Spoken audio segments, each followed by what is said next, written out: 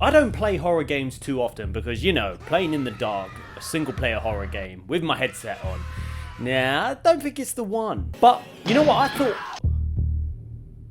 thought I had to do a video. What is that noise? Here's Johnny.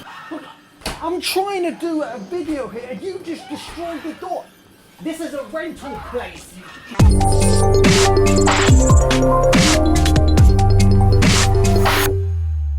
I've been playing quite a few horror games in preparation for this video, and it is crazy how realistic the graphics are getting nowadays, especially on the PS5. So we need to run through these top 10 horror games that you must play on your PS5. Number 10. Little Nightmares is free on the PS Plus monthly free games.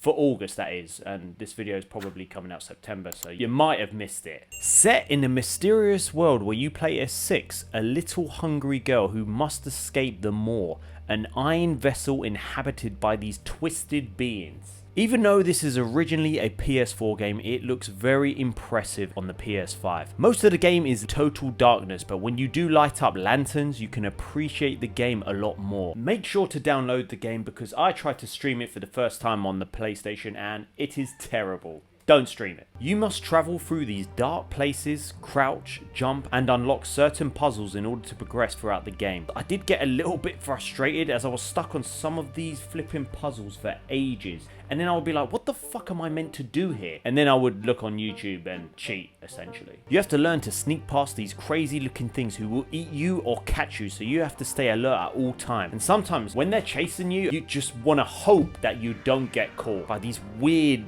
things. I didn't feel too scared playing this game, but it does keep you on edge slightly. To these little sluggish things, to your footsteps, to the sounds of the empty room with the fan just going round. Especially with the headset on, it is very, very immersive.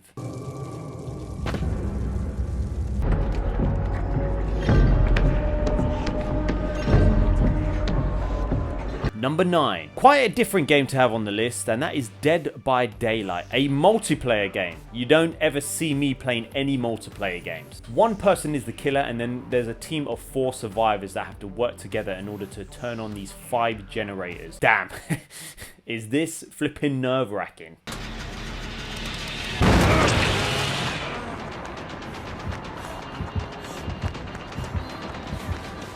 You have to work together in order to turn on these generators. Whilst that, the killer then aims to catch you and kill you and hang you on a hook for sacrifice. Nice.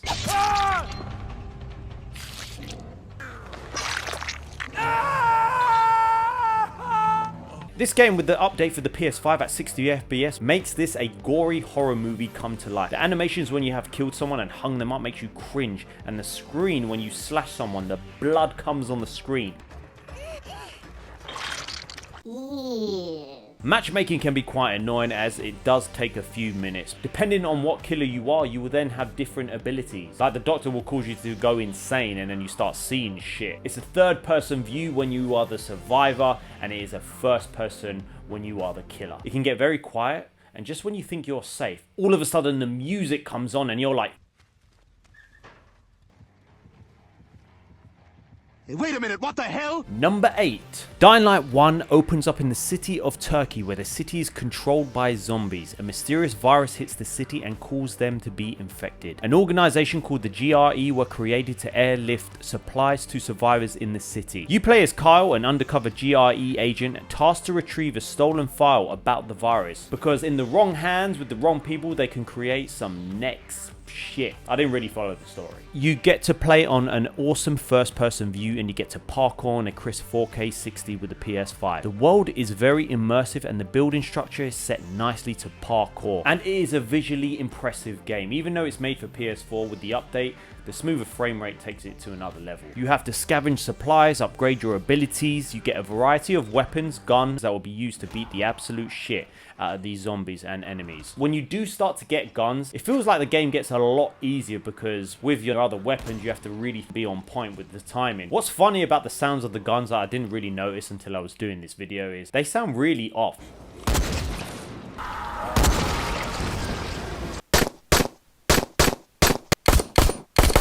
The storyline's generic, characters are quite boring as well. I didn't really care for any of the characters, so I was just trying to skip everything. I wish there was a bit more variety of enemies throughout the game, as it did feel very repetitive, and some of the abilities that you unlock later on in the game should have been there from the start. It just doesn't make a whole load of sense. Number 7, Resident Evil 2 Remake is an amazing game for the PS5, and it's actually rebuilt from the ground up.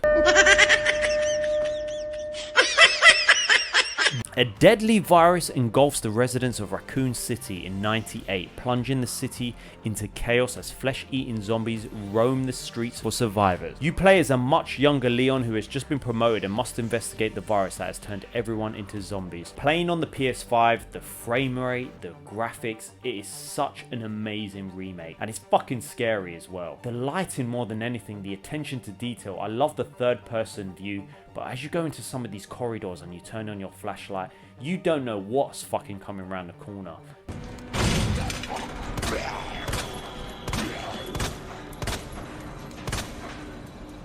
I feel like Leon should be a little bit quicker, because it was a bit annoying that I'm running away from these zombies and he's just like jogging. What was really annoying is that I had to restart the game. I ran out of bullets and I got stuck on this point with that grey big man just following me. You don't have to kill every zombie in there, and that's my advice, because I just ran out of ammo and it pissed me off, and then I had to start the game again and being a bit more careful with what I'm doing.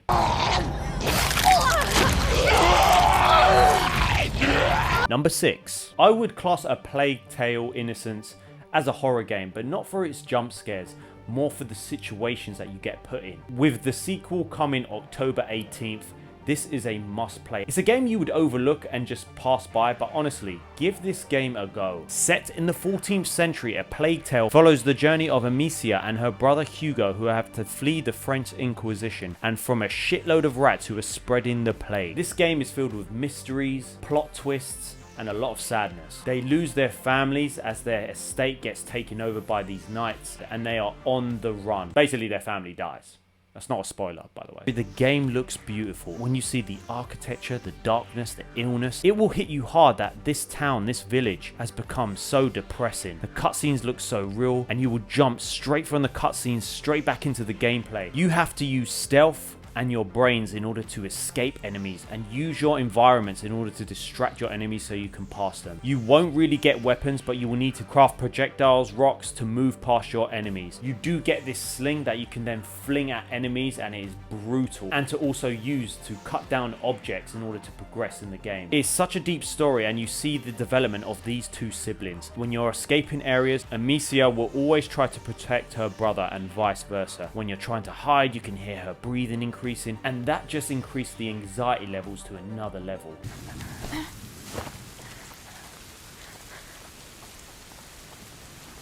I got mine cheap from CEX for like £20, so yeah. Number 5. Resident Evil 7 was make or break for the franchise. It was revealed that Capcom were planning on making this game a live service game with microtransactions. You play as Ethan Winters, and you are looking for your missing wife, who's been missing a few years, but you have a lead. You travel to this creepy freaking house and you think, don't go alone, but he does anyway. You get captured and you soon realize your wife is an absolute mental case and has some next problems. Like, what woman doesn't?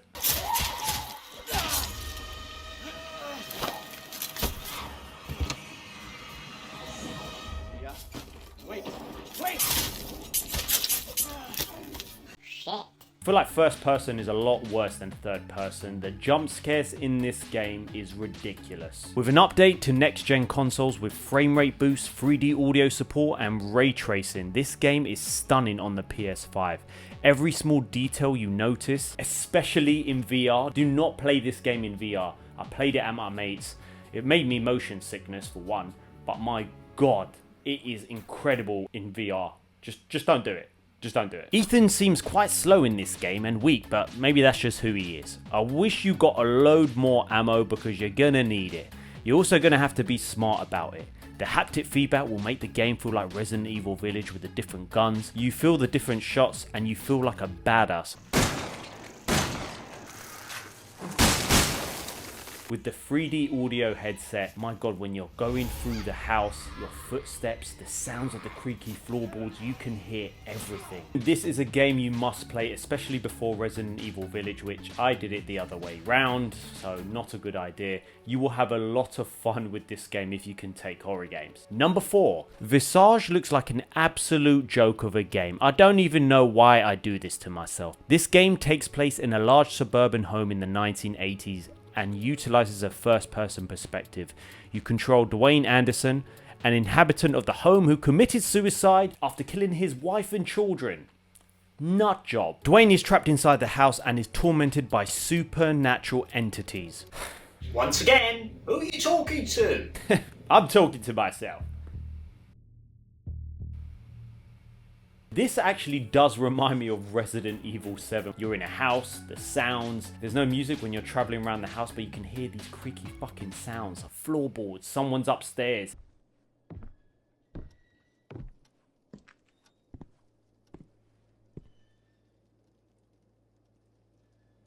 The house looks terrifying, different things are moving when you walk into the first part of the house, the fans are moving, the phone rings. It sets the scene. You've got a neighbor called Rose calling you. Yeah, she doesn't sound fucking dodgy. Hello, Dwayne. It's Rose, your neighbor. I know it's late, and I know that I tend to be a little anxious. If you stay too long in the dark, you will lose your sanity and you start to see things that aren't real, but you won't really know that. Like what happens in my house. Oh, Jesus Christ. Now, was that real or not real? You can use bulbs to fit lights as you need to stay in the light as much as possible. There are certain puzzles you need to figure out, and it definitely takes elements from Resident Evil. The sound of this game when you're playing it is terrifying.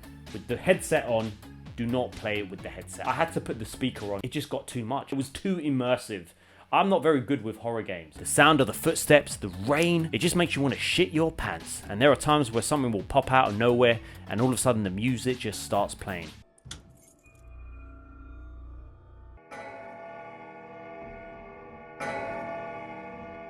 Takes around 8 to 10 hours long, which I think is long enough. Imagine if Ubisoft made a fucking horror game. It'll be 100 hours. God knows what you'll be looking like at the end of it. Number 3. Resident Evil Village continues from the story from Resident Evil 7. As you embark on another fucking journey because your daughter Rose has been taken. This guy's got some bad luck at the beginning of the game. Look what happens to Mia. Mia! You know she's a psycho. You shouldn't have married her. To make things worse, you are captured as well by, would you believe it, Chris Redfield, the OG. And you're like, what are you doing, Chris? Why? What did you do? Why did you do this? You eventually escape, but then you find yourself having to explore this insane village where there's a massive castle. There's so much to explore in this village and it is unpredictable. Yeah, a lot of jump scares. A lot of jump scares.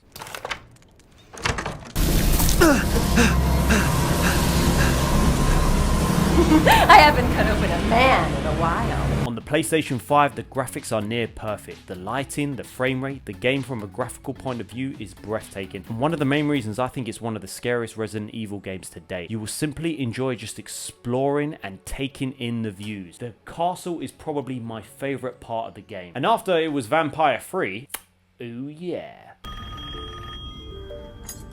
I then explored the rest of the castle and spent a hell of a long time just looking and appreciating the graphics of this game. You play in a first-person view. If you prefer a third-person view, you're in luck, as on the 28th of October there will be an expansion that will include a third-person option, which I am so excited to play in third-person view. The gameplay is smooth as you sprint, crouch, you have many different weapons that you can buy and upgrade, and every gun feels different. How good it is when you've got your shotgun and you shoot your way through these enemies, and the haptic feedback and the adaptive triggers are crazy in your hand.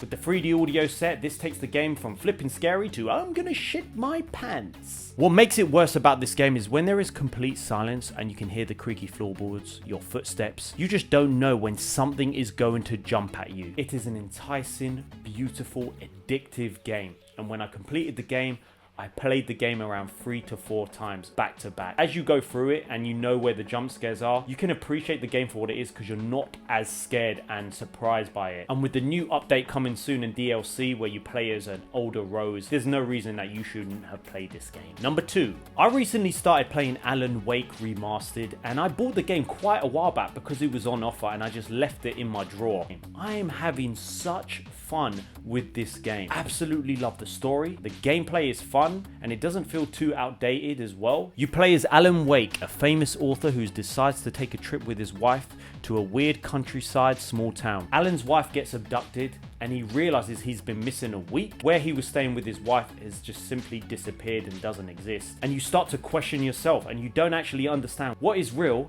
and what is fake. Is he mental and it's all in his head? You have to play the game. As you go along in the game, you pick up manuscripts that he has written which he doesn't remember. So even though I'm early on, I started making some assumptions about the game and about Alan Wake. No, I'm fine. Who do you think you're talking to? Oh, Jesus Christ, we're getting rid of the whole hair. For a remaster of an 11-year-old game, I love the graphics for what it is. With the 60 FPS frame rate, it's a beautiful game. This is a massive step up from the original. Mission accomplished. The key and the directions. My hero. I got some flashlights. Can you figure out how to get the power on, honey? Hello? Anyone here? With the cutscenes, it's a lot different from the actual gameplay because that's been upgraded, so you can see some color differences, but it's minor. I thought the gameplay would feel very outdated, but surprisingly it is smooth. You can sprint, which doesn't last long. You have your torch, which is your primary use against these supernatural beings, where you have to shine the light on them, and then you can use your guns to kill them. You get many different weapons in the game. You get a revolver, sniper, a shotgun, flashbangs, quite a variety, more than I thought. The pacing is great and you don't feel bored at all. The sounds of your footsteps, the sound of the doors opening, it's everything you want in a horror game. It isn't like a Resident Evil where there is a constant jump scare. It reminds me of a Hitchcock film, which they do mention. The voice acting is also great, but I would say because of the facial expressions, now that I'm used to modern day gaming, you can see the facial expressions don't really match with how they're talking, but the voice acting is believable. Baby, just another nightmare. Everything's fine. You dozed off. Right. Anything more than dozed off would be news for everyone. Cheer up, handsome. We're here. If you are looking for a new game to play, I cannot recommend this game enough. It's cheap to buy, the story keeps you on edge, and it makes you want to know what the hell has happened. Play this game because Alan Wake 2 is in development for next year. And I'm predicting it now that it will be maybe a contender for Game of the Year.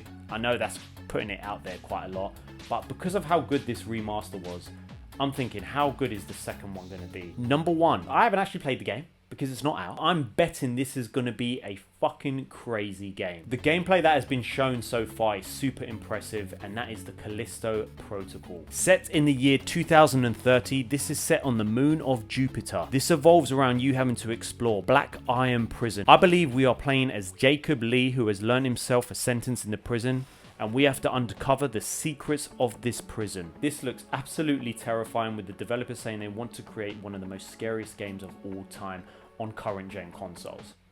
And I think they're going to deliver.